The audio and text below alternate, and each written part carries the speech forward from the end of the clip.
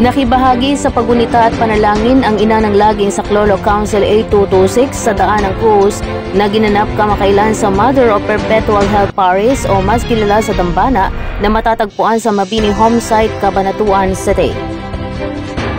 Pagsaapit ng alas 7 ng gabi, sama-samang nagnilay at nakinig ang Council 8226 sa Parish Lenten Collection na may temang si Jesus ang mukha ng awa at biyaya sa abang kinasalamuha na pinangunahan ni Reverend Father Edelberto de Rosa Jr. ng San Isidro Labrador Parish, San Isidro Nueva Ecija, kasama rin si Reverend Michael Veneracion. Sa kanyang pagbungad na pananalita, sinabi nito na tayo ang mukha ni Jesus sa mga taong nakakasalamuha natin.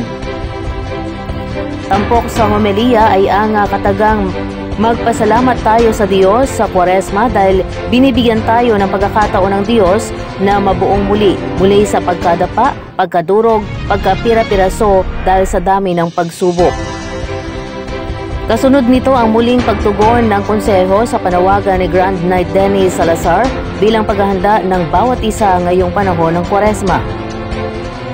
Pagkatapos ng recollection ay nagkaroon ng munting salo-salo na iginayak ni Grand Knight Dennis Kaalinsabay na muling paalala para sa gampanin ng konseho sa nalalapit na mahal na araw.